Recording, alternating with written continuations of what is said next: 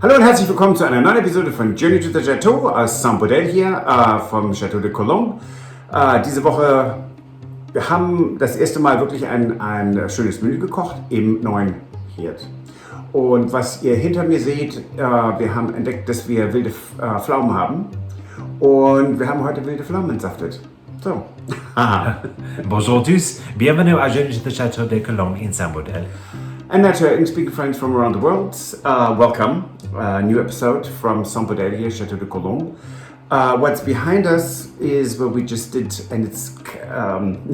Yes, we had just done our episode about our red currants, and we're already on to the next one because the fruit is getting ripe here, so we've got to keep going.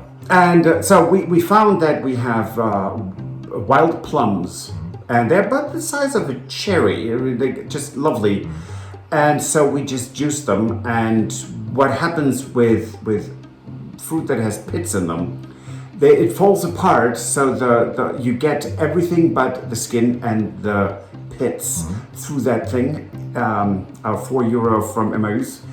Absolutely fantastic. Oh, wow, yeah. So we have 3 liters, I think, of juice, 2 liters of pulp, so we can make chutney or jelly. No, not jelly. Well, jam. We could jams. Right. And really thrilled. So that was fun, but now let's have a look at our dinner party. Yes, that we had with Jane and Tony.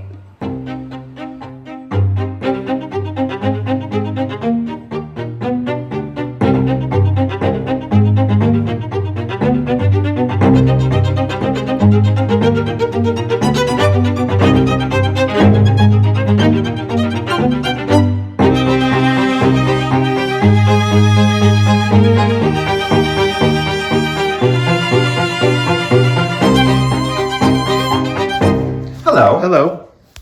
And what are you working on? Actually, that's so much fun. So we figured to celebrate the arrival, we're going to have a little dinner party. And The arrival of the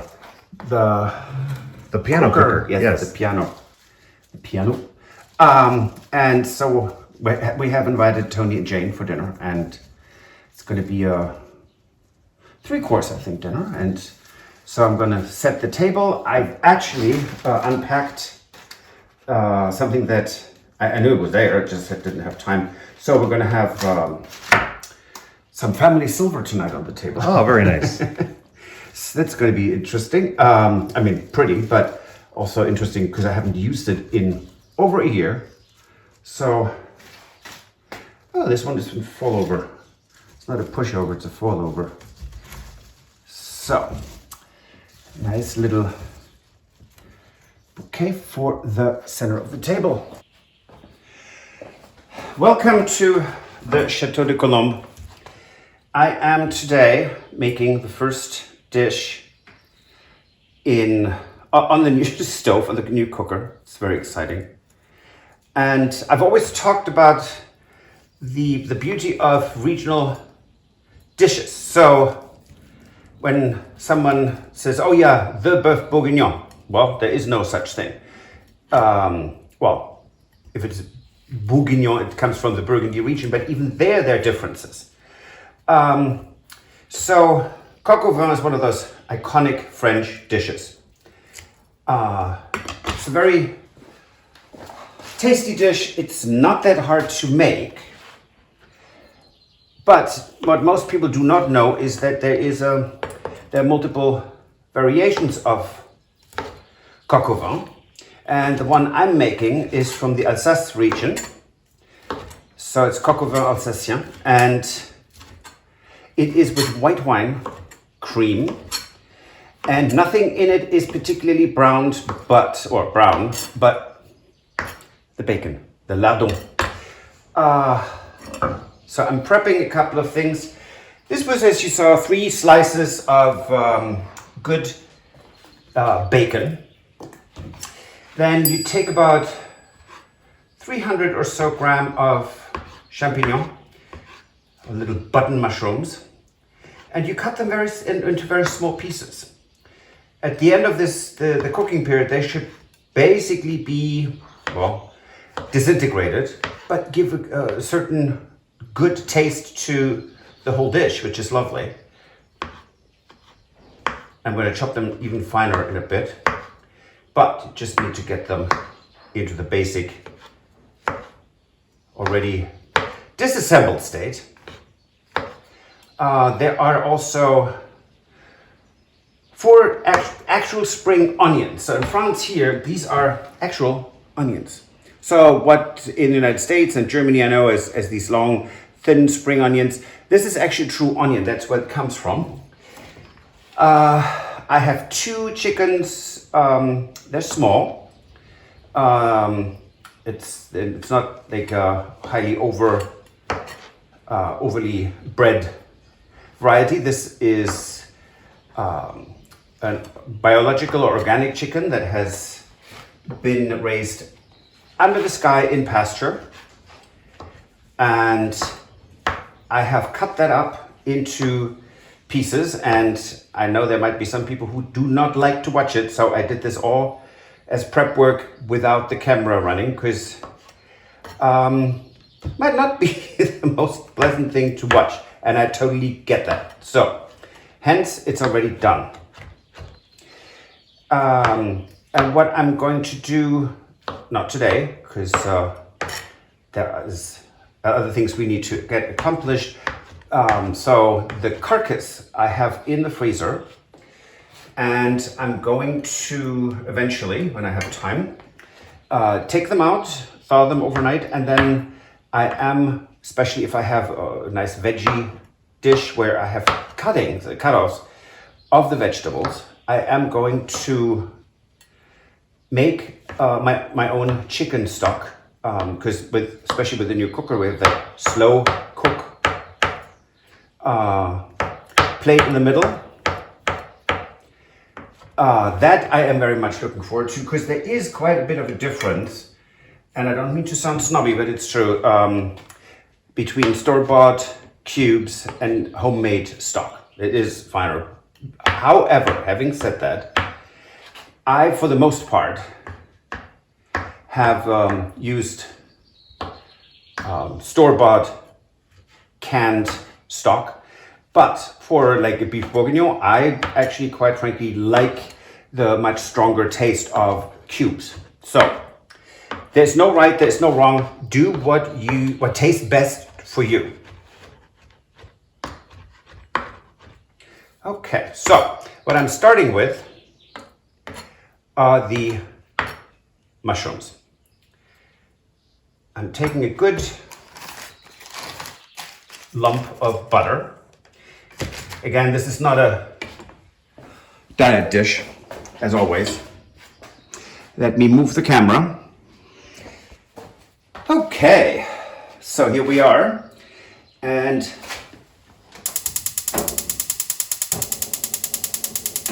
there we go. Wow, that's almost instant. That's fantastic.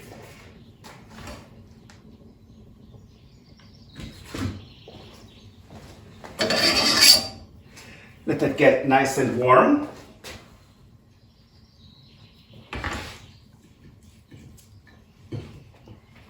In the meantime, I am quickly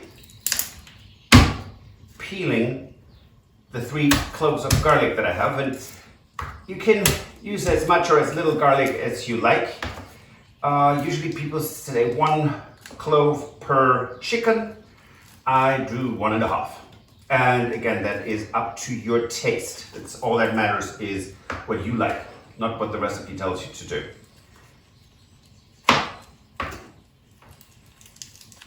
Okay. And into the compost.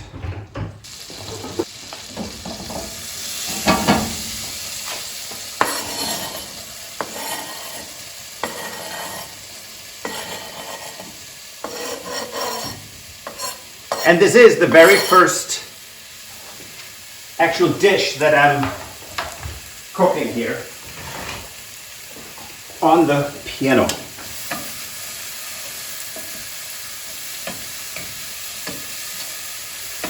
What you want to do here with the mushrooms is you want to cook them.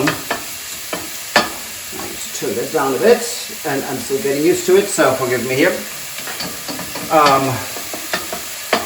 you want to cook them so that the liquids, they have a lot of water in them, that evaporates and you don't have all the liquid in your dish. That's not what you do not want.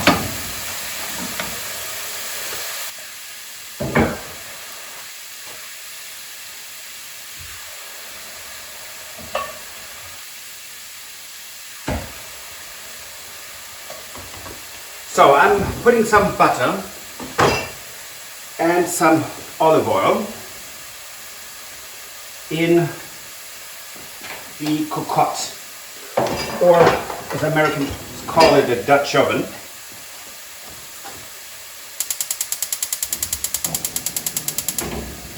In which I will saute or brown. It's not sauteing, I'm going to brown the chicken.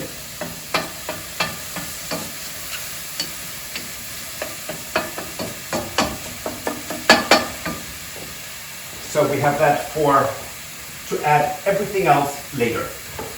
While that is heating up, I am chopping up the onions.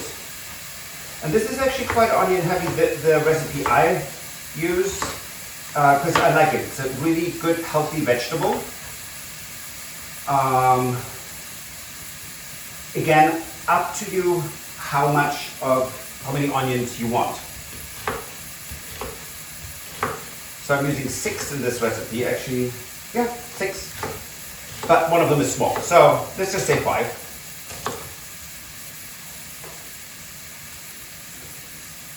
And then we have to hope that both Tony and Jane are enjoying this Alsatian dish.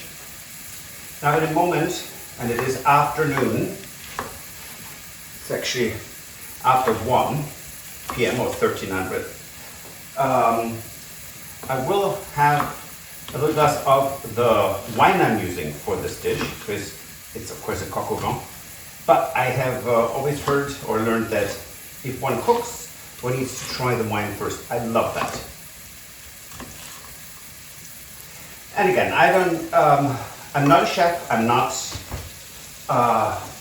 trained in knife skills. I'm doing a pretty decent job, I think, but I don't follow my knife skills in general.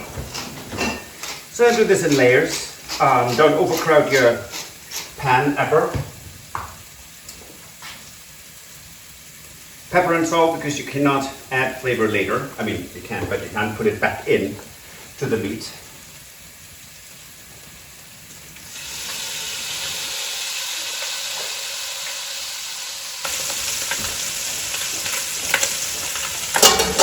This prevents the overspray. I love that. Fantastic.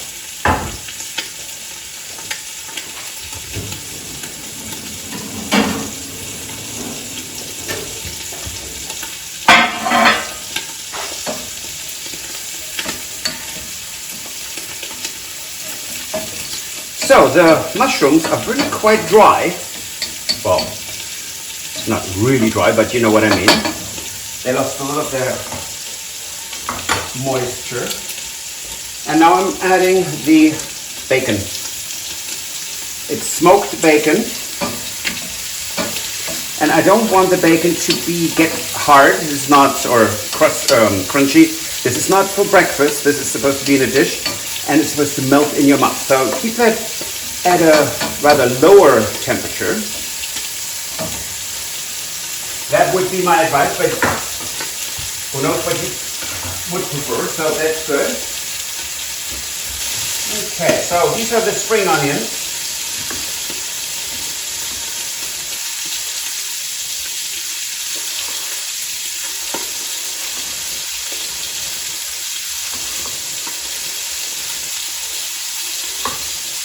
Depending on how our workload goes and what we get accomplished or don't, we might actually have our own spring onions next year, but let me put it this way, that might be questionable.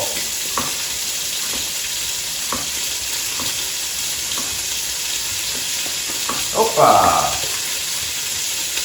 That's a floor onion. Just ignore it. However, if you have dogs, don't let them eat them.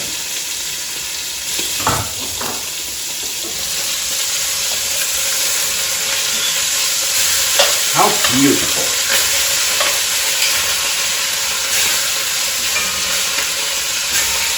This one does not want to turn around.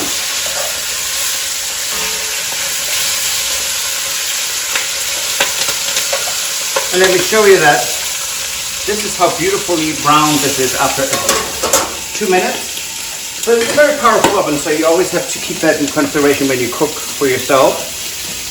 How high is your burn temperature, or how high is your... Okay. Nope, that's not what I wanted. The other way. There.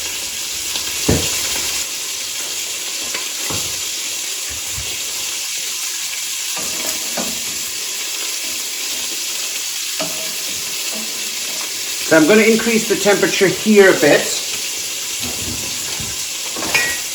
No, actually I don't. But so since this is all done, I'm going to add a bit of olive oil. Because I'm now starting to put the onions into this dish.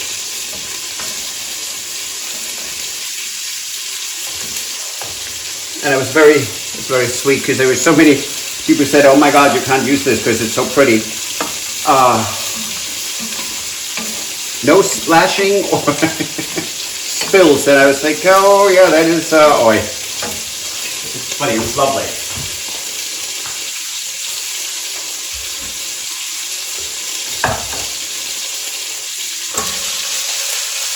That is already plenty.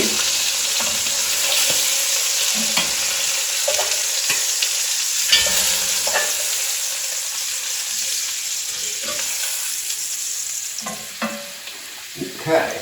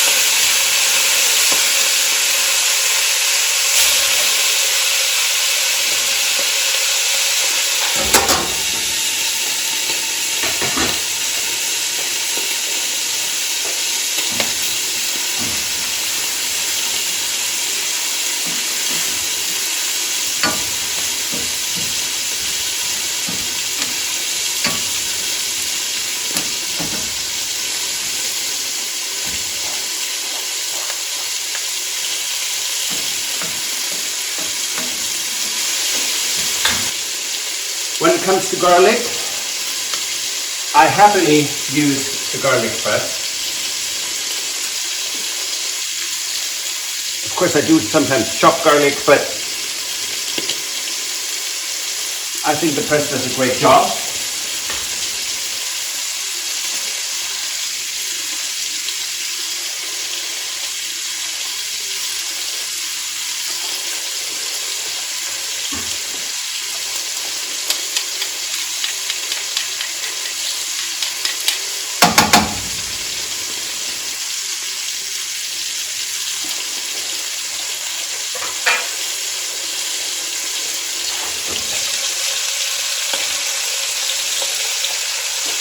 See how that looks? Beautiful.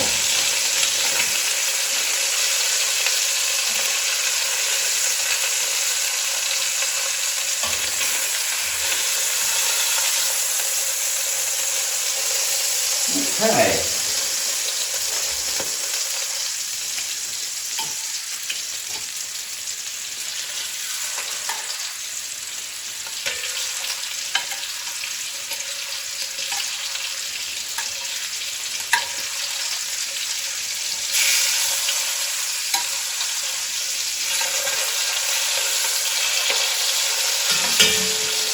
Okay.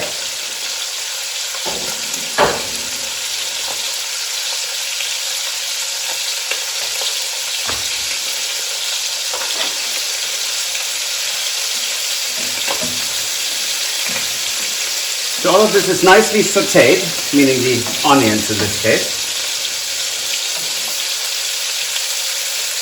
And the bacon and the mushrooms. And I know there are people who don't particularly like mushrooms. Stuart is one of them. However, when they are in here like this and it's not a bit of a jiggly thing, he does like them just fine. So always think about who your guests are and what they like.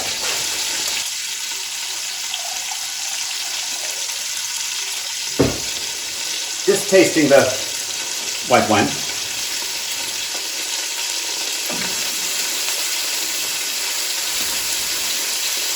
Oh, yummy. Nice and dry.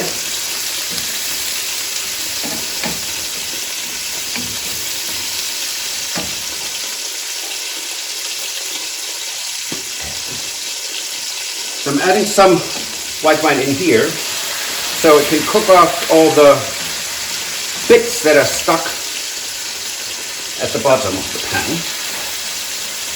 And that goes really fast.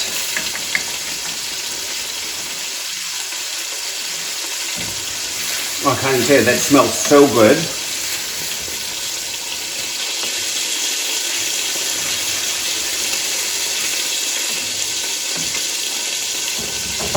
That was that.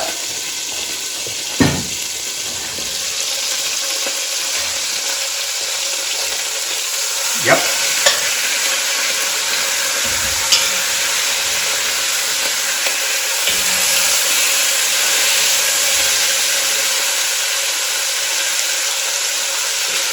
So what I am going to do is I'm going to empty the cocotte. I'm pouring out the fat, the grease, because I don't want it to be a greasy dish. So that is coming out, and then we're going to put one nice cube of butter in at the bottom, add the chicken and our vegetables, bring it to a high temperature,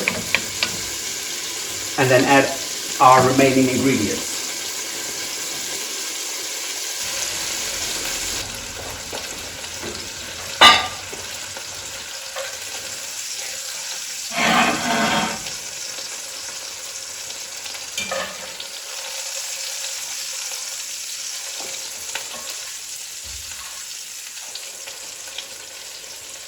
Okay.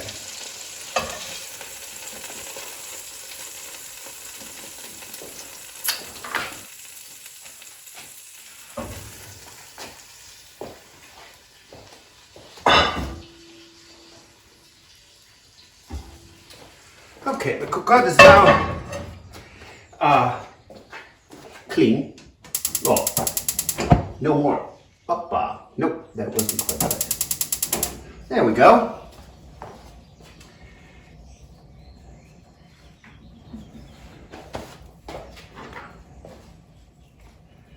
In general, I don't. I put the things that are the most tender on top. So that would be the chicken breast. We do the legs at the bottom.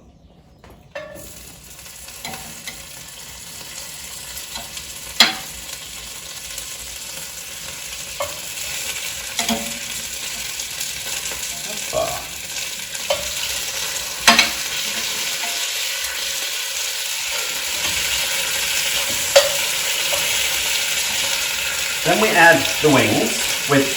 The wings always have some, I leave some breast meat on them because I like it.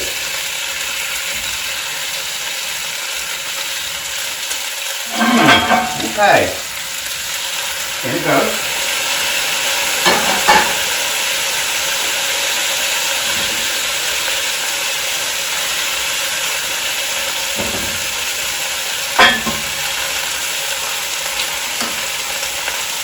So, the bony pieces, meaning pieces with bone in them, of course, are kind of a buffer for the chicken breast. So, now we're adding all the goodness. Oh, yes, that's the noise you want to hear.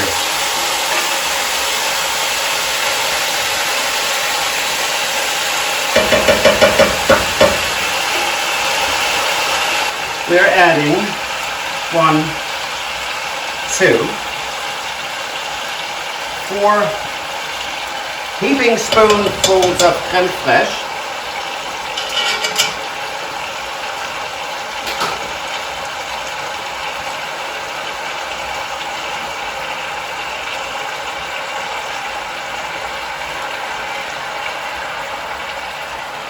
Good 150 milliliters of cream.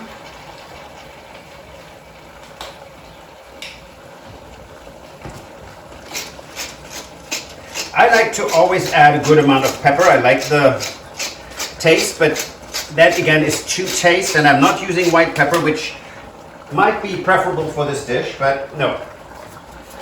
Bit of salt and the remainder of the bottle of Alsatian white wine.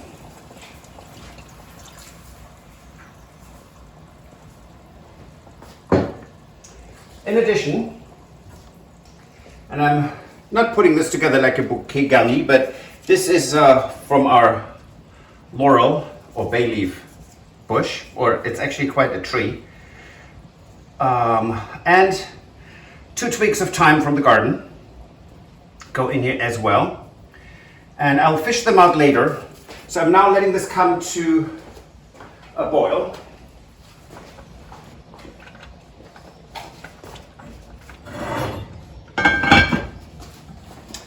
So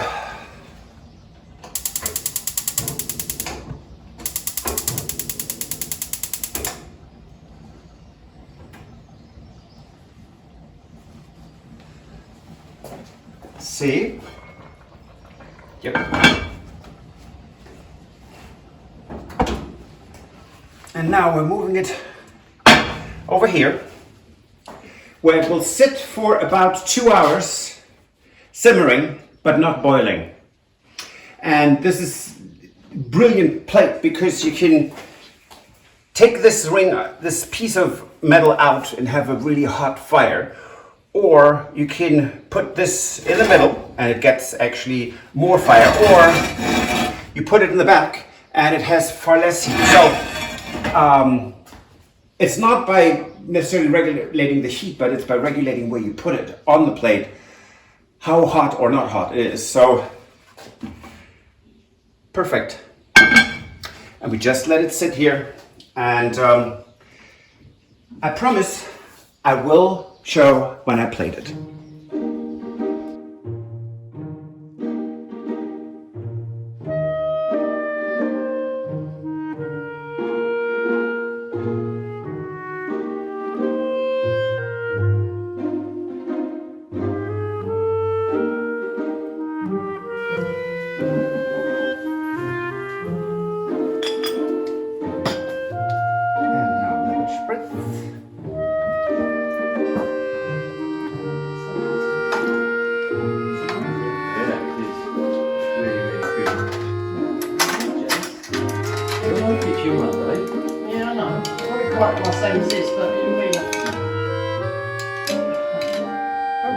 Okay.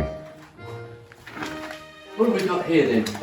This is the cocktail that you... there's a bit bubbly in there. You can have some bubbles, right? Because there's only a hint. You told us about that cocktail. You saw the French summer cocktail. So this is pink crème de pamplemousse pink with rosé. But one of our Stephanie is one of our viewers, not that Stephanie, another Stephanie. She said she did that for Father's Day. It was a great hit, but she put Prosecco in it. Yeah. So I figured, well, let's not do Prosecco, let's do Crémant, that's Alsace, because we're in France. So let's see how that tastes. Okay. Cheers. Cheers, cheers. Oh, I already drank, never mind then. Oh, that's amazing. Good in. And these are brilliant as well. Oh, I could drink this. You know, I mean, Oh, What really can you do? refreshing. It's one of those drinks that it's probably got quite a lot of alcohol and you don't realise it. actually, it Well, I doesn't. hope so. It's actually a light drink, which Yeah. I like. 'Cause Yeah. It's not It's the rosé, which doesn't have much alcohol. Well, It tastes really good though, because it's got that pamplemousse grapefruit. Yes. For anyone who doesn't understand pamplemousse, is grapefruit. It's grapefruit, Right. yes. Yes. And it's so funny because the French and the Germans call it pamplemousse, or pamplemousse. All right. And the English and Americans, they call it grapefruit. Grapefruit. Yeah. Yeah. So it's, But and that people makes it wonder why I really- sometimes search for words. But that makes it really. It's fresh, yes.